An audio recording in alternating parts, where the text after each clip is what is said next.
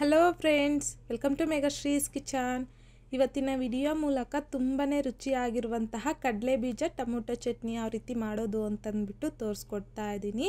ಬಿಸಿ ಬಿಸಿಯಾಗಿರುವಂತಹ ಮುದ್ದೆ ಅಂತಲೇ ಅಲ್ಲ, ರೈಸ್ಗಾಗಿರ್ಬೋದು, ಚಪಾತಿ, ದೋಸೆ, ಪೂರಿ ಎಲ್ಲದಕ್ಕೂ ಕಾಂಬಿನೇಷನ್ನು ಈ ಚಟ್ನಿ ಸೂಪರ್ ಆಗಿರುತ್ತೆ. ಸೊ ಹಾಗಾಗಿ ಯಾವಾಗಲೂ ಮಾಡುವಂತಹ ಚಟ್ನಿ ರೆಸಿಪಿ ಅಲ್ಲದೆ ಈ ರೀತಿಯಾಗಿ ಒಂದು ಸಲ ಚಟ್ನಿನ ಮಾಡಿ ನೋಡಿ, ತುಂಬ ಟೇಸ್ಟಿಯಾಗಿರುತ್ತೆ. ಸೊ ಬನ್ನಿ ಇವಾಗ ಈ ಕಡಲೆ ಬೀಜ ಟೊಮೊಟೊ ಚಟ್ನಿ ಯಾವ ರೀತಿ ಮಾಡೋದು ಅಂತಂದ್ಬಿಟ್ಟು ನೋಡೋಣ. ನಾನಿಲ್ಲಿ ಪ್ಯಾನಲ್ಗೆ 1 ಕಪ್ ಅಂದರೆ ಒಂದು 100 ಗ್ರಾಮ್ ಆಗುವಷ್ಟು ಕಡಲೆ ಬೀಜ ಹಾಕ್ಕೊತಾ ಇದ್ದೀನಿ. ಹಾಕ್ಕೊಂಡಿದ್ದಾದಮೇಲೆ ಮಿಕ್ಸ್ ಮಾಡ್ಕೊತ ಲೋ ಫ್ಲೇಮ್ನಲ್ಲೇ ಈ ಕಡಲೆ ಬೀಜನ ಚೆನ್ನಾಗಿ ರೋಸ್ಟ್ ಮಾಡ್ಕೋಬೇಕು. ಸೊ ನೋಡಿ, ಈ ರೀತಿಯಾಗಿ ಎಲ್ಲನೂ ಚೆನ್ನಾಗಿ ಸ್ವಲ್ಪ ಬ್ರೌನ್ ಕಲರ್ಗೆ ಚೇಂಜ್ ಆಗುತ್ತೆ. ಸೊ ಈ ರೀತಿಯಾಗಿ ಕಡಲೆ ಬೀಜನ ರೋಸ್ಟ್ ಮಾಡ್ಕೊಂಡಿದ್ದಾದಮೇಲೆ ಫ್ಲೇಮ್ನ ಆಫ್ ಮಾಡಿಕೊಂಡು ಒಂದು ಪ್ಲೇಟ್ಗೆ ತೆಗೆದಿಟ್ಕೊಳ್ಳಿ. ಈ ಕಡಲೆ ಬೀಜ ಪೂರ್ತಿಯಾಗಿ ತಣ್ಣಗಾಗಬೇಕು.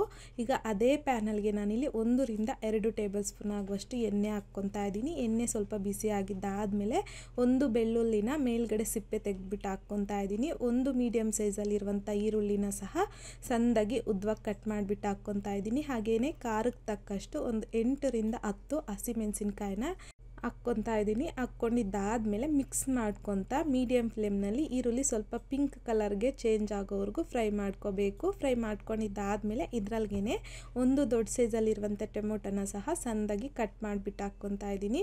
ಹಾಗೆಯೇ ಒಂದು 1/4 ನಿಂಬೆ ಹಣ್ಣಿನ ಸೈಜ್ ಆಗುವಷ್ಟು ಹುಣಸೆಹಣ್ಣು, 1 ಟೀ ಸ್ಪೂನ್ ಆಗುವಷ್ಟು ಜೀರಿಗೆ, ಒಂದು ಅರ್ಧ ಟೀ ಸ್ಪೂನ್ ಆಗುವಷ್ಟು ಮೆಣಸು ಸಹ ಹಾಕ್ಕೊತಾ ಇದ್ದೀನಿ. ಹಾಗೆಯೇ ರುಚಿಗೆ ತಕ್ಕಷ್ಟು ಕಲ್ಲುಪ್ಪನ್ನು ಸಹ ಹಾಕ್ಕೊತಾ ಇದ್ದೀನಿ.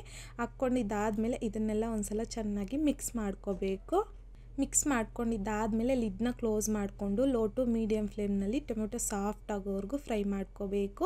ಈ ರೀತಿಯಾಗಿ 1-2 ರಿಂದ 3 ನಿಮಿಷ ಟೊಮೊಟೊ ಸಾಫ್ಟ್ ಆಗೋವರೆಗೂ ಫ್ರೈ ಮಾಡ್ಕೊಂಡಿದ್ದಾದಮೇಲೆ ಲಿಡ್ಡನ್ನು ಓಪನ್ ಮಾಡಿಕೊಂಡು ಮಿಕ್ಸ್ ಮಾಡ್ಕೊತ ಈ ಟೊಮೊಟೊ ಪೂರ್ತಿಯಾಗಿ ಸಾಫ್ಟ್ ಆಗಬೇಕು.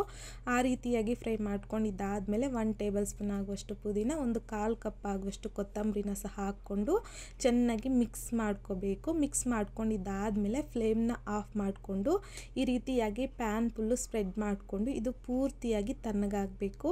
ಸೊ ಅಷ್ಟರಲ್ಲಿ ನಮಗಿಲ್ಲಿ ಕಡಲೆ ಬೀಜನೂ ಅಷ್ಟೇ ಪೂರ್ತಿಯಾಗಿ ತಣ್ಣಗಾಗಿರುತ್ತೆ. ತಣ್ಣಗಾಗಿದ್ದಾದಮೇಲೆ ಇದ್ರ ಮೇಲ್ಗಡೆ ಇರುವಂಥ ಸಿಪ್ಪೆನ ಈ ರೀತಿಯಾಗಿ ಕೈಯಲ್ಲಿ ರಬ್ ಮಾಡ್ಕೊತಾ ಇದ್ದರೆ ಕಡಲೆ ಬೀಜ ತಣ್ಣಗಾಗಿದ್ದಾದಮೇಲೆ ಇದ್ರ ಮೇಲ್ಗಡೆ ಇರುವಂಥ ಸಿಪ್ಪೆ ಅನ್ನೋದು ಈಸಿಯಾಗಿ ಬಂದ್ಬಿಡುತ್ತೆ. ಈಗ ನೋಡಿ, ಈ ರೀತಿ ಕಡಲೆ ಬೀಜನ ಸಹ ರೆಡಿ ಮಾಡ್ಕೊಂಡಿದ್ದಾದಮೇಲೆ ಈ ಕಡಲೆ ಬೀಜನ ಪಕ್ಕಕ್ಕೆ ಇಟ್ಕೋಬೇಕು. ಈಗ ಮಿಕ್ಸಿ ಜಾರಲ್ಗೆ ನಾವು ಟೊಮೊಟೊ, ಈರುಳ್ಳಿ ಎಲ್ಲನೂ ಫ್ರೈ ಮಾಡ್ಕೊಂಡಿದ್ರಲ್ವ, ಸೊ ಅದನ್ನು ಹಾಕ್ಕೊತಾ ಇದ್ದೀನಿ. ಇದ್ರ ಜೊತೆಯಲ್ಲಿನೇ ಕಡಲೆ ಬೀಜನ ಸಹ ರೆಡಿ ಮಾಡಿ ಇಟ್ಕೊಂಡಿದ್ರಲ್ವ, ಸೊ ಅದನ್ನು ಹಾಕ್ಕೊತಾ ಇದ್ದೀನಿ. ಹಾಗೆಯೇ ಸ್ವಲ್ಪ ನೀರನ್ನು ಸೇರಿಸ್ಕೊಂಡು ಇದನ್ನು ಸ್ವಲ್ಪ ತರಿಯಾಗಿ ಪೇಸ್ಟ್ ಮಾಡ್ಕೊಂಡು ತಗೋಬೇಕು. ಸೊ ನೋಡಿ, ಈ ರೀತಿಯಾಗಿ ಚಟ್ನಿನ ಗ್ರೈಂಡ್ ಮಾಡ್ಕೊಂಡಿದ್ದಾದಮೇಲೆ ಸೊ ಇದನ್ನು ಒಂದು ಬೌಲಲ್ಗೆ ತಗೋಬೇಕು. ಬೌಲಲ್ಗೆ ತಗೊಂಡಿದ್ದಾದಮೇಲೆ ಇದಕ್ಕೆ ಒಗ್ಗರಣೆ ಮಾಡ್ಕೋಬೇಕು. ಸೊ ಹಾಗಾಗಿ ನಾನಿಲ್ಲಿ ಒಂದು ಚಿಕ್ಕ ಪ್ಯಾನಲ್ಗೆ 1 ಟೇಬಲ್ ಸ್ಪೂನ್ ಆಗುವಷ್ಟು ಎಣ್ಣೆ ಜೊತೆಯಲ್ಲಿ ಒಂದು 1/4 ಟೀ ಸ್ಪೂನ್ ಆಗುವಷ್ಟು ಸಾಸಿವೆ, 1/4 ಟೀ ಸ್ಪೂನ್ ಆಗುವಷ್ಟು ಜೀರಿಗೆ, ಹಾಗೆಯೇ ಸ್ವಲ್ಪ ಕಡಲೆಬೇಳೆ, ಉದ್ದಿನಬೇಳೆ, ಸ್ವಲ್ಪ ಹಿಂಗು, ಕರಿಬೇವು, ಒಂದು 2 ಒಣಮೆಣಸಿನ್ಕಾಯಿನ ಹಾಕ್ಕೊಂಡು ಈ ರೀತಿ ಚೆನ್ನಾಗಿ ಸ್ವಲ್ಪ ಕಲರ್ ಚೇಂಜ್ ಆಗೋವರೆಗೂ ಫ್ರೈ ಮಾಡಿ ಈ ಚಟ್ನಿಯಲ್ಲಿಗೆ ಒಗ್ಗರಣೆ ಹಾಕಿ ಚೆನ್ನಾಗಿ ಮಿಕ್ಸ್ ಮಾಡಿಕೊಂಡ್ರೆ ತುಂಬಾ ರುಚಿಯಾಗಿರುವಂತಹ ಕಡಲೆ ಬೀಜ ಟೊಮೊಟೊ ಚಟ್ನಿ ಅನ್ನೋದು ರೆಡಿಯಾಗುತ್ತೆ. ಸೊ ಈ ಚಟ್ನಿ ಬಂದು ಈ ರೀತಿ ಬಿಸಿ ಬಿಸಿಯಾಗಿರುವಂತಹ ಮುದ್ದೆಗಾಗಿರ್ಬೋದು, ರೈಸ್ಗಾಗಿರ್ಬೋದು, ದೋಸೆ, ಚಪಾತಿ ಎಲ್ಲದಕ್ಕೂ ಕಾಂಬಿನೇಷನ್ನು ಸೂಪರ್ ಆಗಿರುತ್ತೆ.